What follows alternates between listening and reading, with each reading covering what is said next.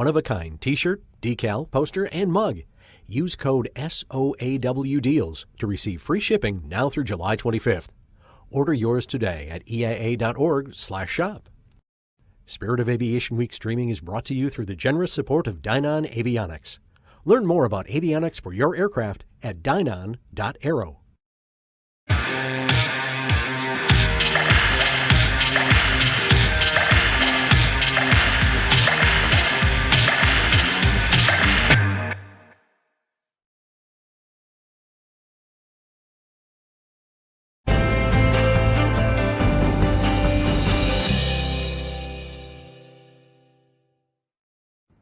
I'm Steph Strickland with EAA's Spirit of Aviation Week, bringing EAA together in a really phenomenal way. I have one of the most engaging, powerful panels to bring to you right now. And I'm going to start it right off by making some introductions so you can get a sense for the caliber of speakers who we have. I'd like to begin by introducing you to Captain Marianne Shafer. She is the System Chief Pilot with United Airlines and has a long history in general aviation as well as commercial aviation and a unique tie to EAA. Also, meet Mrs. Susan Johnson, an engineer at NASA, kind enough to join us, who has won a number of very high-value prizes in the Aeronautic Association competition and has done a ton of work to help improve safety systems, among other things, and is also a prolific home builder. So we'll talk about that as well, something you all will love. I'd like to introduce you to Astronaut Anne McClain, who remarkably has spent more than 200 days in space and also has a military background as well. We'll talk about the big transition between military life versus work with NASA, as well as her spacewalk and the potential, perhaps, to have boots on the ground on the moon. And Major General Jeannie Leavitt, United States Air Force Air Education and Training Command. Really an incredible story there. A lot of you probably know her as the first female fighter pilot. When I graduated high school, that was not something that a woman could do at that time. So, General Leavitt, let me start with you. The moment that those restrictions for women flying fighter jets in combat situations, the moment that lifted, did you know right away that was a transition that you wanted to make? Was it suggested by people outside of your circle? How did that story sort of come to fruition in your career? Well, I have to back up a little bit because I knew I wanted to fly fighters before women could fly fighters. I'd had some backseat flights in an F-16 when I was a cadet. So when I finished pilot training, there was a fighter. I was able to ask for it, but I knew I wasn't able to have it. So the assignments were merit-based. You stood up, you requested your assignment. There was an F-15E Strike Eagle there. And against a lot of advice, I stood up and asked for the F-15E Strike Eagle. I was told no. And I thought I had the world's worst timing. And it wasn't until a few months later, when the Department of Defense changed their policy, that I was able to go fly the Strike Eagle. So it played out a little differently. It's a story of believing in yourself, having perseverance, being bold, and sometimes going against advice that you might receive. Oh, I love that. Especially as, I'm trying to raise my daughter in a space. She really wants to be a pilot herself, and whatever that takes, for her to give her the confidence to continue to press forward as you've done in your career. The day that you finally got to take that jet, strap yourself in and go for a flight, take me back to that moment. It was absolutely amazing. It was at Luke Air Force Base in Phoenix, Arizona. And because it had been such a journey to get there, because I had asked for the Strike Eagle and I was told no, I took another assignment. I moved to that next assignment. I moved a couple times, and then the policy finally changed. I was called up to the Pentagon. They made the announcement. A lot of lead-in training. Finally got to Luke Air Force Base, all the ground training, all the simulators. There was so much buildup to that first time that I got into the Strike Eagle and got on the runway, lifting afterburners, and it was amazing. I'm living vicariously just thinking about what that moment must have been like. I want to talk now about the commercial world.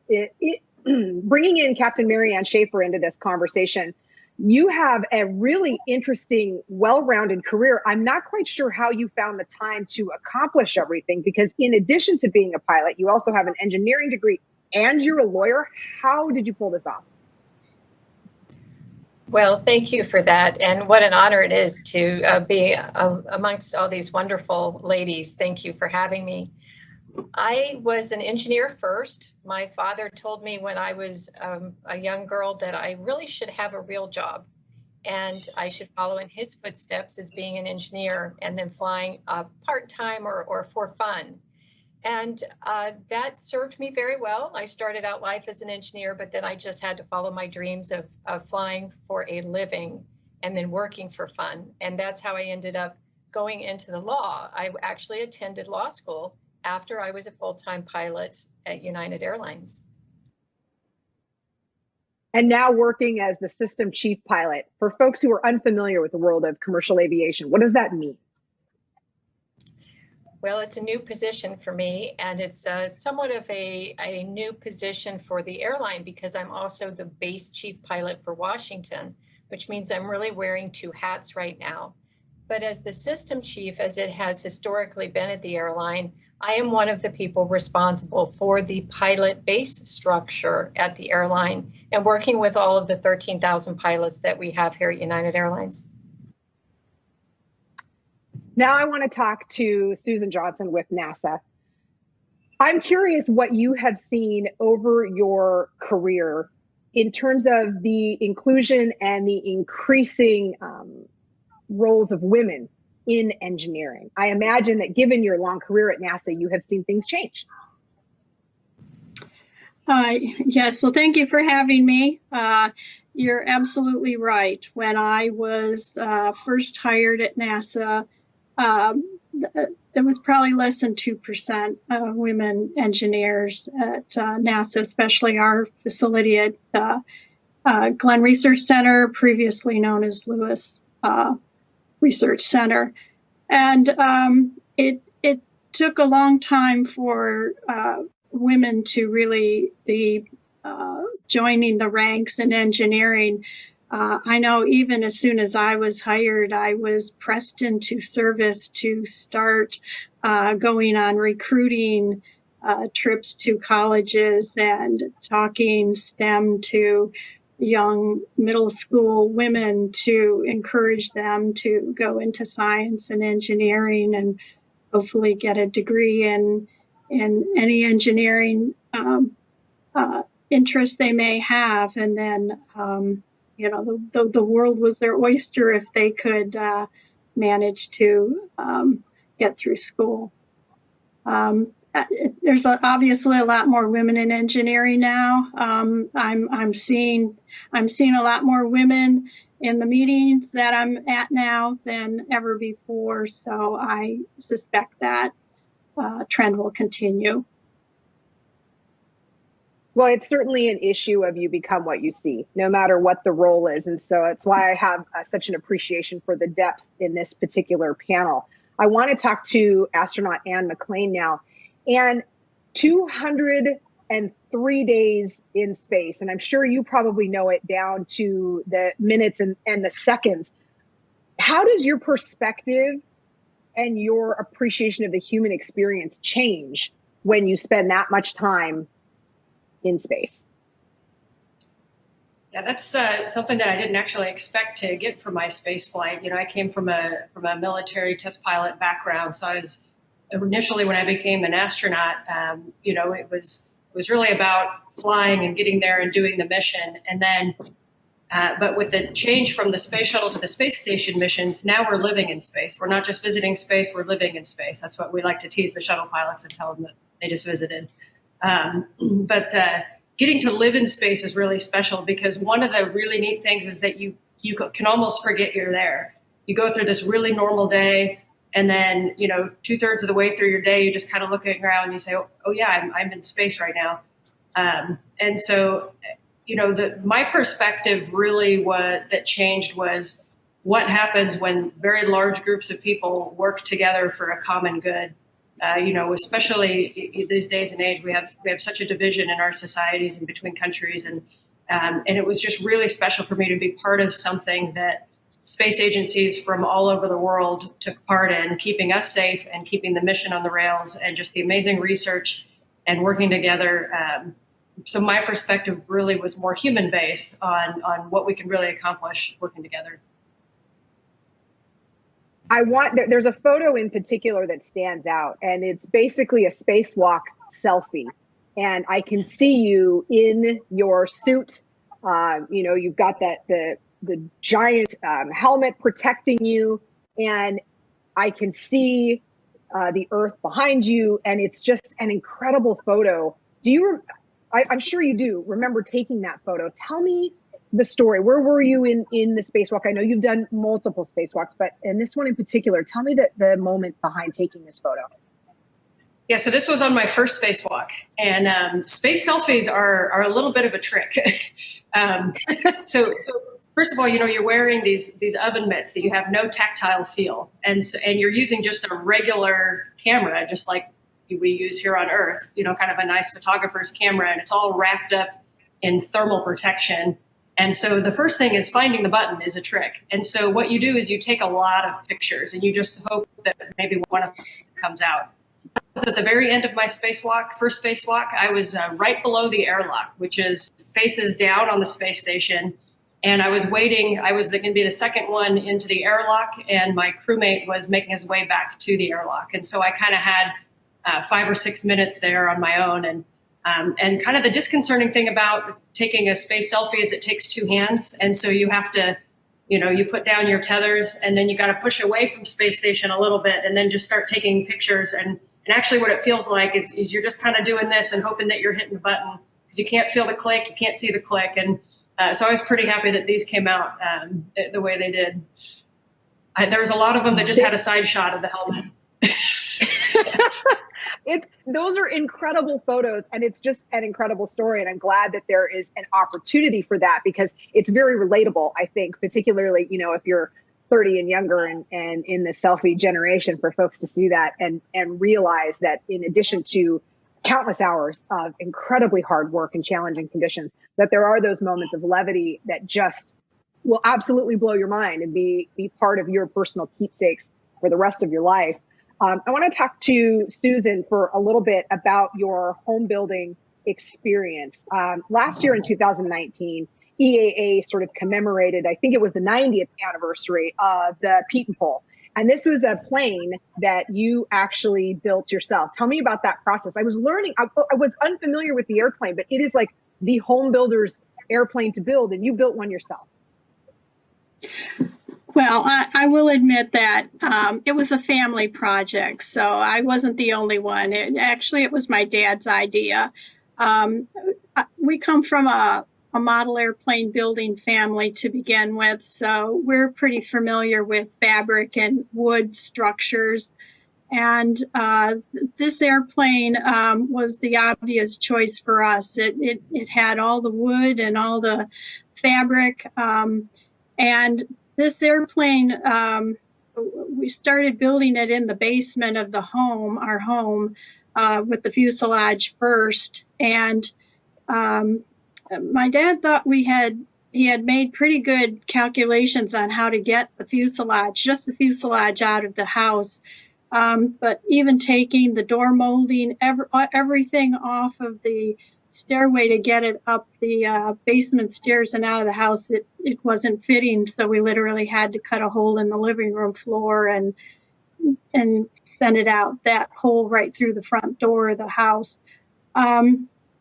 It's a high wing, tandem seating, open cockpit. We wanted something very slow, so we could enjoy flying in and around the area.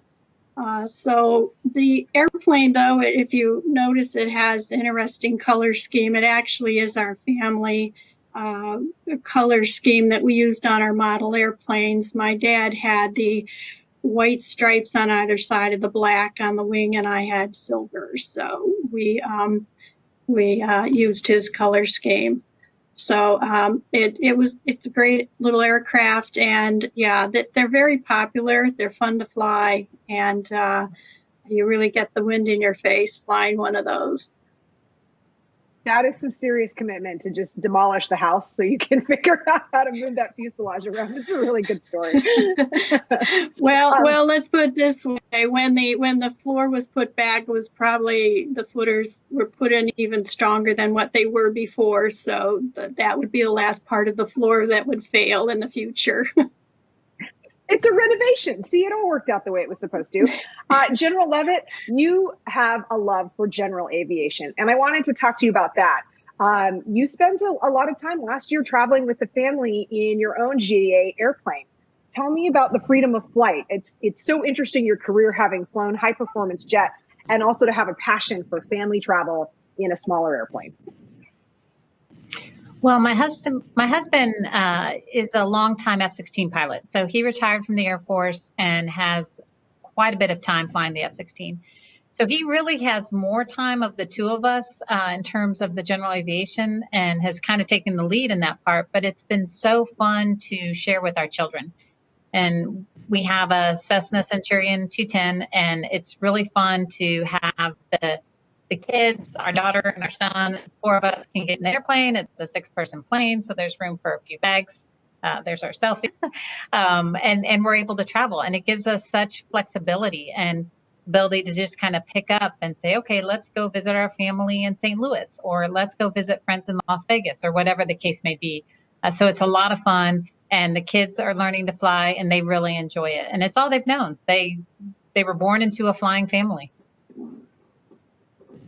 Given, and I talked to Susan about this, but I wanted to talk to you. Given your career and the groundbreaking roles that you have had, what have you seen in terms of women in particular becoming more prominent in the Air Force? I've seen quite an increase in terms of number of pilots because that was the place where we were least represented, is in the pilot career field. And there's been a very concerted effort, and I think we're making a lot of progress. Because our Air Force leadership recognizes the importance of diversity, whether that's race, gender, whatever that is, bringing those different perspectives is very important. So we've made a lot of progress. In fact, we did a very concerted effort in conjunction with the Captain Marvel movie. And we made a commercial. If you haven't seen it, you should Google it. It's origin story. But it was a lot of fun making it. We brought together close to 100 female Air Force pilots out at Edwards Air Force Base and recorded all kinds of different shots. And it turned into an amazing professional development opportunity. We brought them all together for the sake of putting this commercial together, but it turned into so much more, and it was a lot of fun. Did your particular career path, being the first female fighter pilot, then taking fighter wing command, and then eventually at Nellis, did you find that has now helped you as you sort of dive into the role of helping recruit and retain, so to speak, in your latest incarnation in the Air Force? So I think these different experiences really help shape your perspective and shape you as a leader. And so recruiting was out of left field, basically, compared to what I had been doing. I had been operational, fighter wing, 57th wing, and it was very different to step into the world of recruiting. I did that for 2 years. I was the Air Force Recruiting Service Commander. Just gave up command a couple weeks ago and moved over to my new job. But I love the mission to inspire, engage, and recruit that next generation. And so I think that it's been incredible, the experiences I've had. And that's what I've been able to share when I'll go engage, is the fact that I've had opportunities. I've had opportunities to do amazing things. I challenge the young men and women to just make sure you're ready, because I think that sometimes luck is kind of the intersection of opportunity and preparation and performance. And so if you can have yourself ready and do everything you can when those opportunities come up, you have to be bold, you have to be brave, you have to believe in yourself, but you can seize those opportunities and have amazing experiences. And I do love, what we had talked about earlier when you said, when it comes to making career decisions, maybe a no is a suggestion, not necessarily a closed door, and to continue to press forward. I want to bring Captain Shafer into this discussion. Captain Shafer, given that you're the system chief pilot at United, and I believe there was a woman in the position before you as well, what have you seen in your commercial flying career as it relates to the number of women engaged in commercial aviation? Well, it's very interesting. When I was first hired by United Airlines in 1989, I thought that surely this was not a novel idea. And we had it was about 6% women pilots here at United at that time. And as I started flying for the airline the first couple of years, I then realized it was really still a very novel idea. And many people were just not used to seeing women in the flight deck of a commercial air carrier. So we tried to improve those numbers over time. And as you all understand, that the industry has its ups and downs economically. So we didn't make as many strides in increasing our percentage as I had hoped in my early years. And now we're doing a little bit better with that, but we still have a long way to go. It is we're still much less than 10%, but as Captain Beeb O'Neill was our previous system chief pilot, she showed that we do have a lot of women leaders at the airline. And she set such a great example for me to come into this role. She was an Air Force Academy grad and really inspired me to take on these bigger, better responsibilities for myself. So we still have a long ways to go, but we're making great strides. And I hope that things like this for AirVenture will promote younger women interested in flying to know that they can do it too. I think the goal in all of this is to reach a point where, be it race, sexual orientation, gender, all of that just becomes irrelevant, and you are a pilot or you are an astronaut. And that's the ultimate goal. And so conversations like this hopefully do help inspire people to continue to chase down that path. For our resident astronaut on this panel, Anne, I'm curious from you, what have you seen over your years working with NASA? And then we'll backtrack and talk also a little bit about your time flying combat missions, because your aviation history is very deep. But let's talk first about what you're seeing in NASA in terms of female astronauts. It's certainly something that you read about in the news and is of interest to so many people, because space is that frontier that's very, very exciting. Yeah, I think one of the things that I really enjoy about working at NASA is it's really just a level playing field. The only time that, like you mentioned, gender, race, sexual orientation, any of that comes into conversation is really when we do outreach.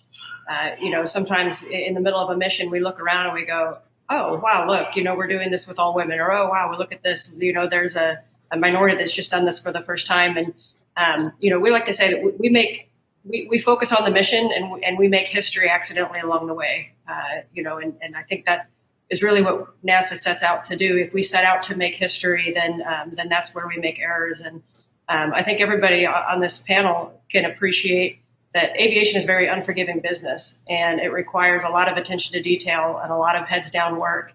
And it's just, the folks that show up to do the mission at NASA and in the aviation community are a certain type of people, and one of the things that I learned flying helicopters in the military was that it's not always the people that you expect to be top notch in that. It's a level playing field. Men, women, any background can really excel in the same thing as at NASA. And so when we look at astronauts, we're really excited that we're about to select a new class of 2021.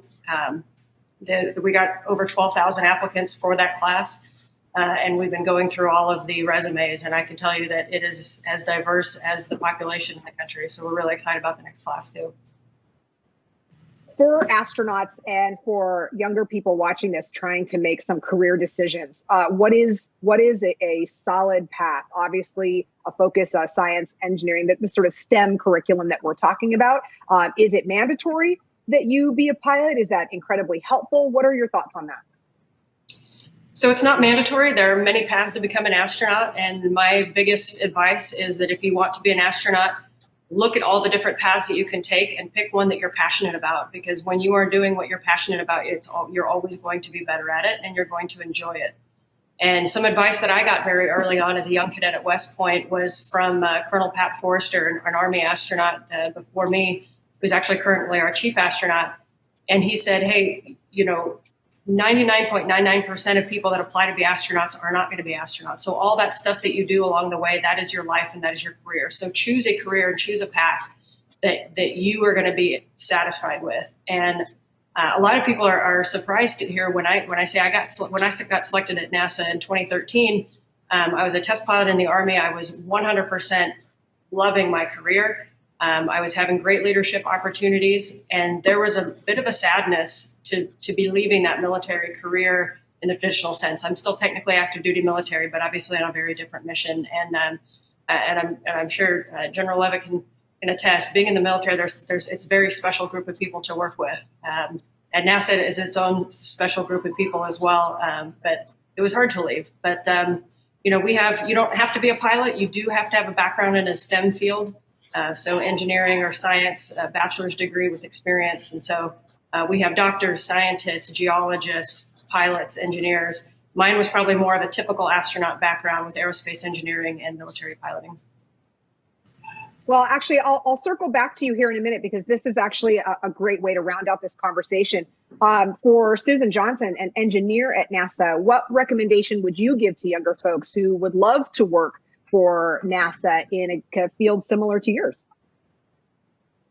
Well, I agree with Anne, and that's the advice I pretty much give many of the students or parents that ask me is, just what should I advise? And they have to find their passion. I'll admit, I initially had to work with math a little bit, but boy, I took off after that. So sometimes the struggle is worth the effort when one continues working through their classes. And so you have to be aware of just what you like. And I find sometimes that's what students are saying, well, tell me what I should do. And that's not it so much as they've kind of got to dig deep into understanding what do they really like.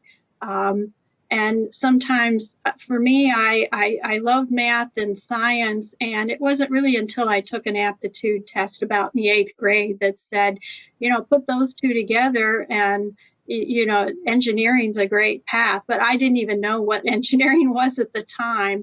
So I did a little more research. So I definitely would recommend people following their passion and talking to as many people as possible, just getting information to help guide them to where they feel is the best destination for them.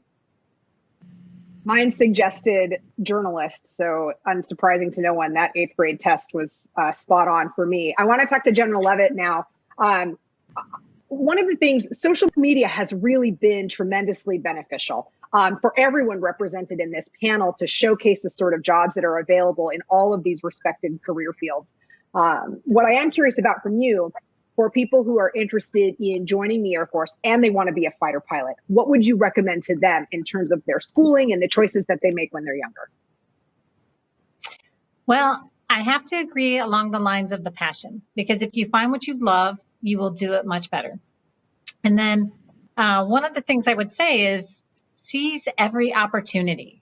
Be brave, believe in yourself, because so often I've found, particularly young women, they're hesitant to try something unless they know they'll succeed. And so what they really need to do is believe in themselves. Try. It won't always work, and that's okay. If you look at my resume, it looks very polished. It looks like there was this whole plan. Well, I'm here to tell you there was not. Okay. It was a series of different chance encounters, of talking to folks about learning new opportunities and giving it a try. Some of them worked out, some of them didn't. So if you don't have it all figured out, that's okay. Find what you love, believe in yourself, and go after every opportunity that presents itself. And you can go to airforce.com. There's some information if you're interested, Air Force specific. And as of December 2019, we have a brand new service called the United States Space Force.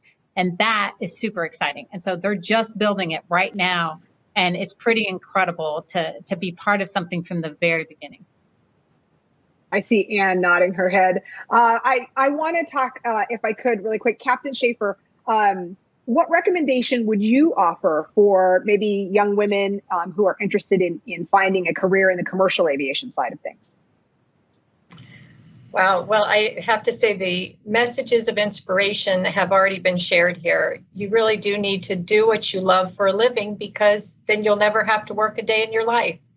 And I've been so fortunate in my aviation career that I have truly loved my job and my career for all of my career. So when I talk with young people looking at getting into and wanting to become a commercial airline pilot, I discuss with them the different paths. The military is a great choice, and wow, what an exciting career these ladies have had. And then the civilian route, and there's new and different ways that we're creating now for folks that can choose the civilian path if the military is not their choice. And that includes colleges and programs like United's Aviate, where we're creating a pathway into the commercial airlines. It's very exciting, and there's all sorts of opportunities right now, as well as the path is better defined if you choose the general aviation path. So all very exciting, and truly, if you do what you love for a living, you'll never work a day in your life. This is actually a perfect opportunity to also talk about the really fantastic ways that mentorship and scholarship can really help get folks across that finish line. So I think, Captain Shafer, you might know where I'm going with this. You got a scholarship from EAA in 1983, and we have that letter, the actual letter congratulating you on getting the scholarship and suggesting that you show up at the event to receive your plaque in person. Take me back to 1983 and getting that scholarship.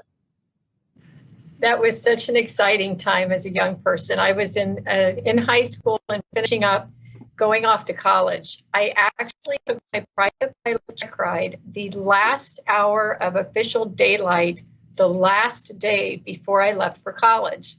And so that year I applied and received, for the following year, the scholarship from EAA.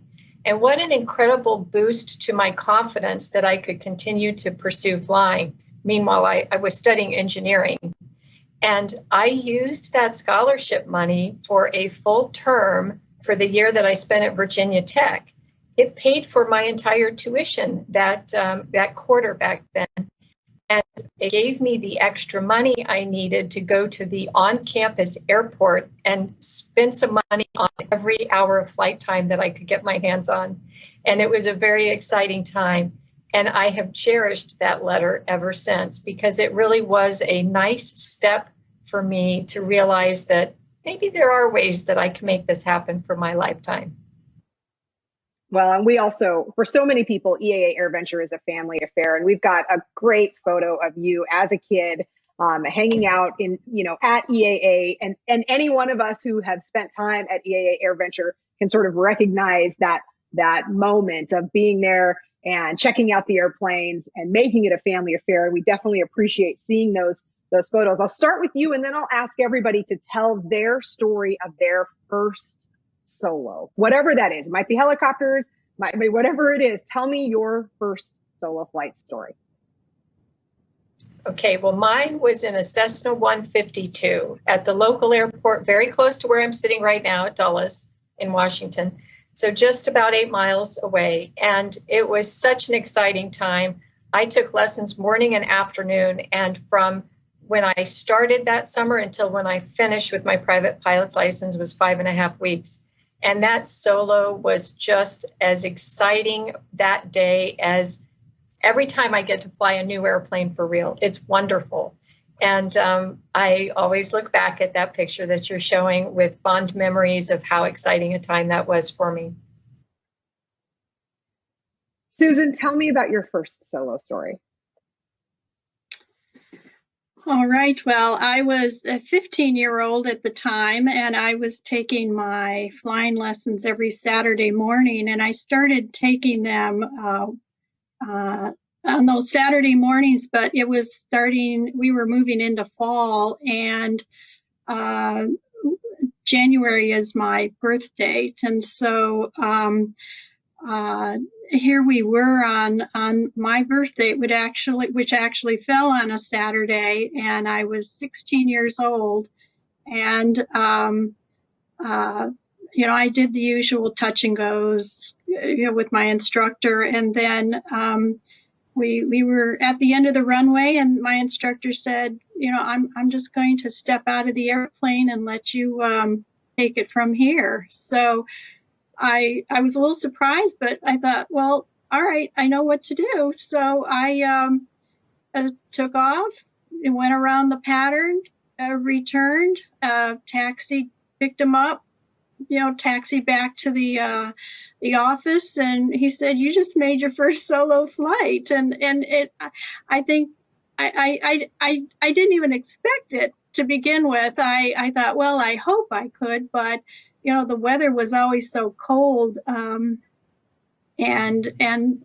he thought I was ready, and that this is that opportunity. Well, I guess my instructor thought I was ready, but I wasn't so sure I was ready, but I seized the opportunity and soloed. So it was a cold winter day, but it was a lot of fun. I couldn't believe I actually did it on my 16th birthday.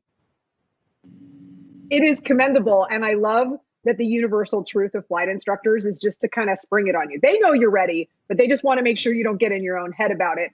General Leavitt, tell me about your first solo flight. My first solo flight was in a Piper Tomahawk at Georgetown Airport in Georgetown, Texas. I was a cadet at Air Force ROTC at the University of Texas. I'm going to have to go back and get the details. I think I was about 21. I never went in any plane, not even a commercial plane, until I was 18 years old. Even though I loved aviation, loved the thought of flying, my mom had a fear of flying, so we never got to do it. And my very first time in a commercial plane was by myself. She put me on an airplane after I graduated high school because I had begged for about 6 years. So when I was in the Air Force ROTC program, they had a program called the Private Pilot's License Screening Program. So instead of you going and getting 15 to 20 hours through solo, you would get your entire private pilot's license. So I was so excited because I had 0 hours when I started. I had a fantastic flight instructor, and she had been a former T-38 instructor, Air Force, and same kind of thing. She very much surprised me, but somehow she had a video camera, and I cannot, now that we're talking about this, I forgot that I have a VHS tape of it with her commentary, and so I'm going to have to go back and digitize it, because she's, making comments throughout as I'm doing these touch and goes. She did come, I remember at one point.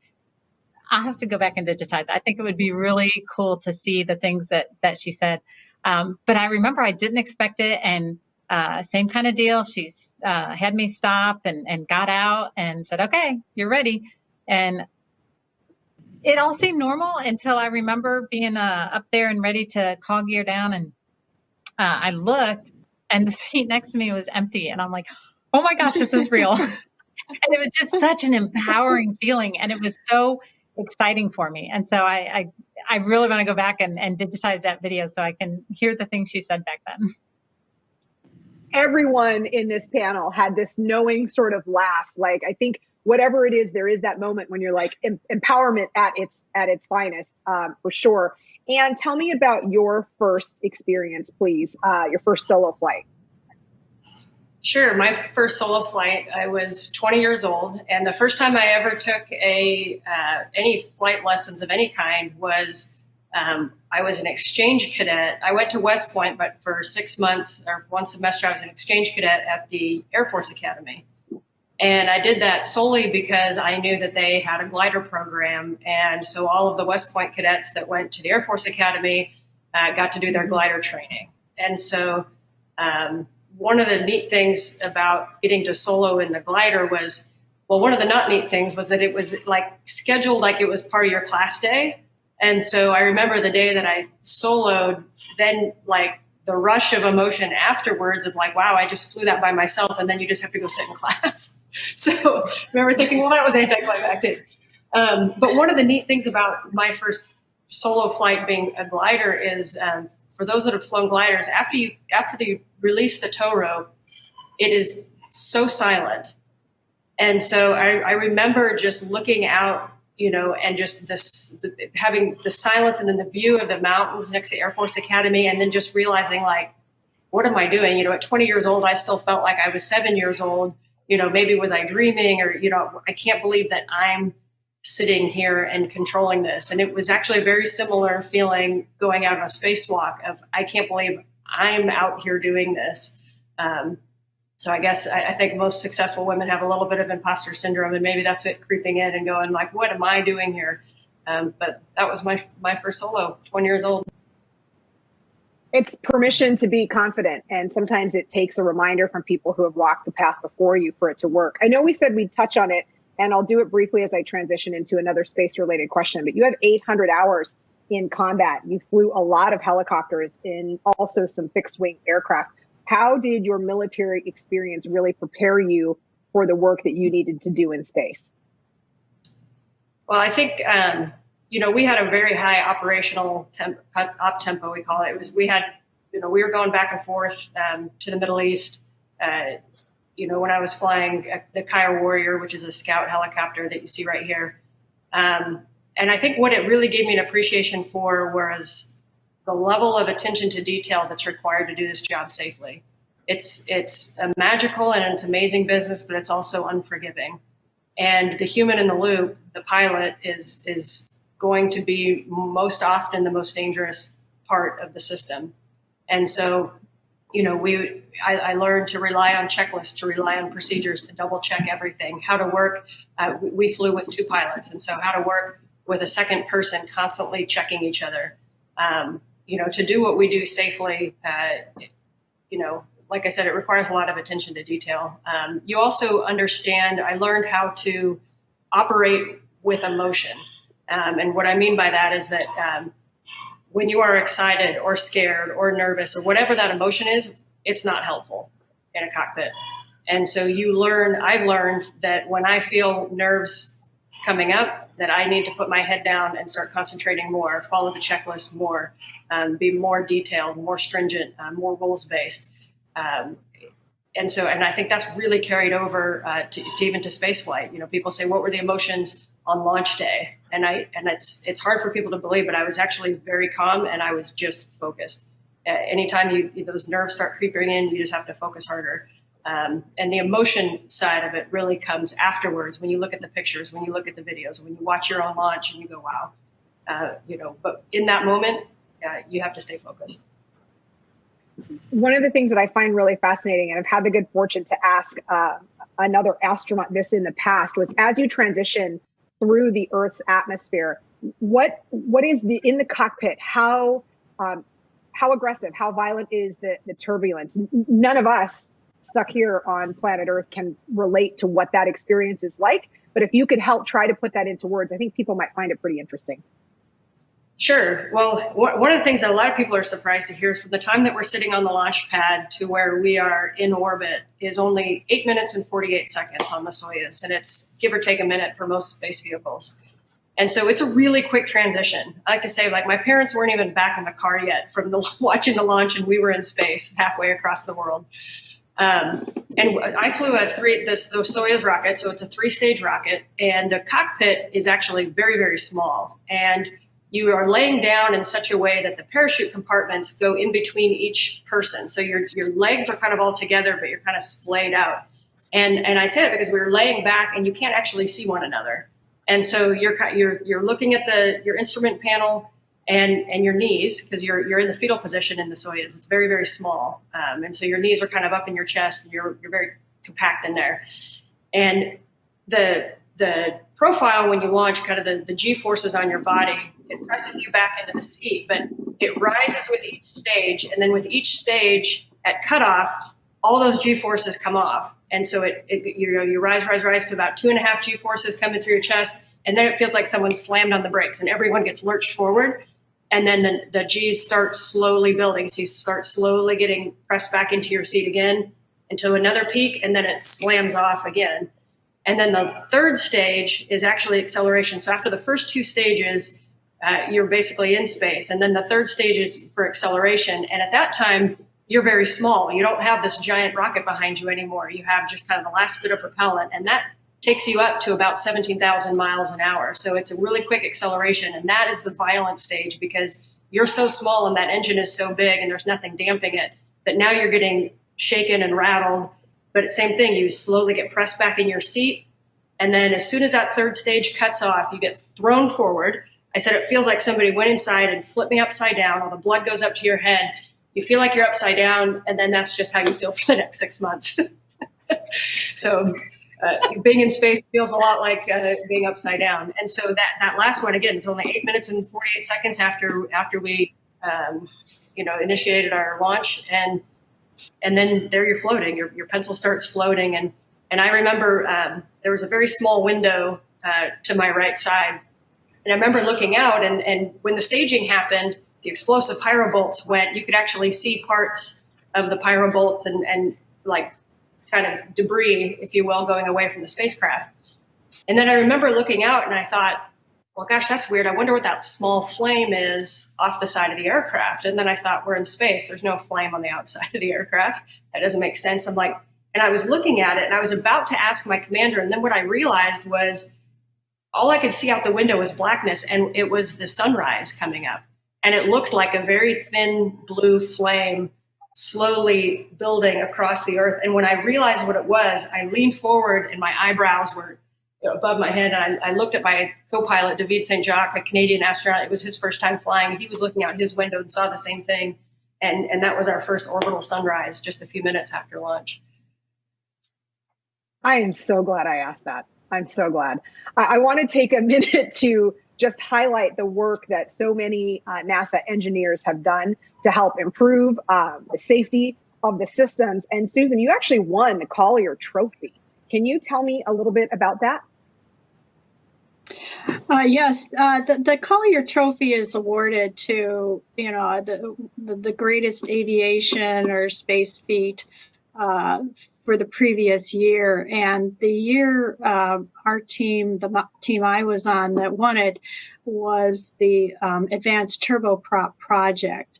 And that particular year culminated all of the previous, easily 4 years of work, engineering work on the Advanced Turboprop. Now, the turboprop is it's a multi-bladed scimitar-shaped propeller that is on turboshafts, turbofan engines.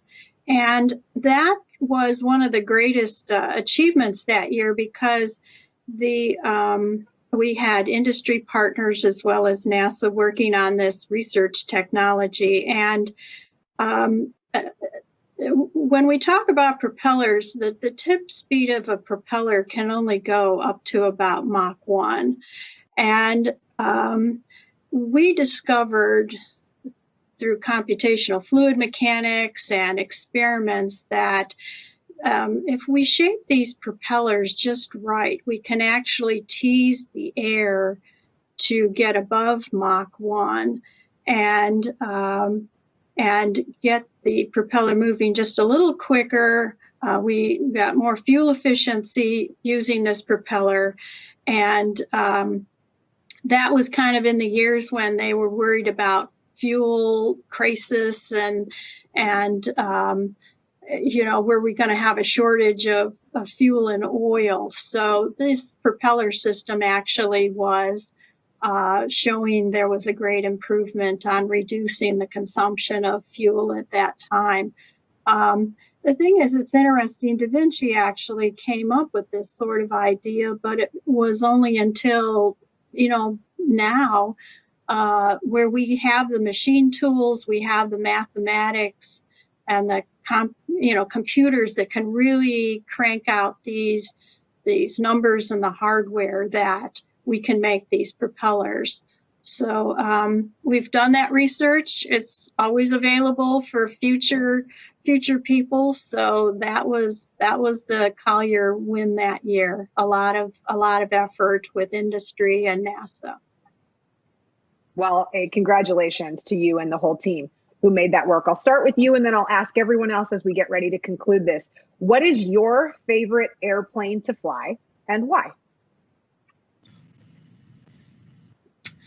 Well, I'm going to have to default with the Pete and Pole. I really like an open cockpit aircraft, and I like the elements in my face. I like to enjoy the scenery below me. The airplane also had a multi-purpose. We actually did use it to help find our lost model airplane, so we could go slow enough and fly a pattern over the cornfields or the soybean fields to find our model airplanes that got ahead of us. So I would vote for the Pete and Pole. Perfect. Captain Shafer, what is your favorite airplane to fly and why? Oh boy, that's a tough choice. I'm not sure I can really make one. Right now, I'm really enjoying flying our light sport Aerotrek A240 on the occasional day off. But I have really enjoyed the 727, the Boeing 777.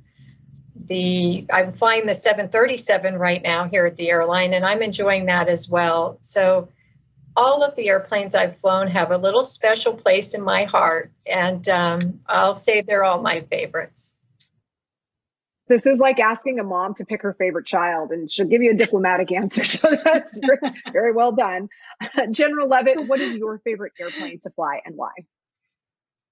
Well, I agree. It's a very difficult question because I've had the opportunity to fly so many different airplanes, and I love flying different airplanes for different reasons. And so it really kind of depends on what the mission is, what we're doing. I'm, of course, partial to the F-15E Strike Eagle, having most of my time in that airplane and having flown it in combat, and just an incredible aircraft and incredible systems on board. But I will say that of all the cool one-time flights I got to have, I did get to fly in the backseat of a P-51 Mustang, which was pretty awesome, just because it's such an iconic aircraft with such history, and it was a lot of fun to fly. It was one of the versions that had a stick and throttles in the backseat, so I got to actually fly it. So it was a pretty cool experience, but hard to say.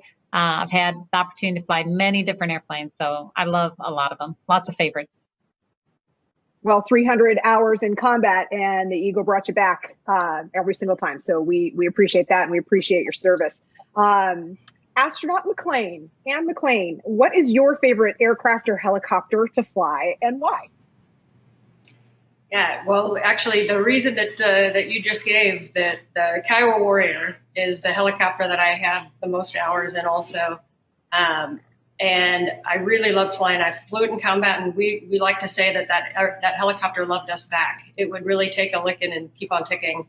We got in some skirmishes over there, and they sustained pretty heavy damage, and that particular helicopter really can do well, even with damage. Now, when outside of combat flying that helicopter, I was lucky enough to be stationed in Hawaii.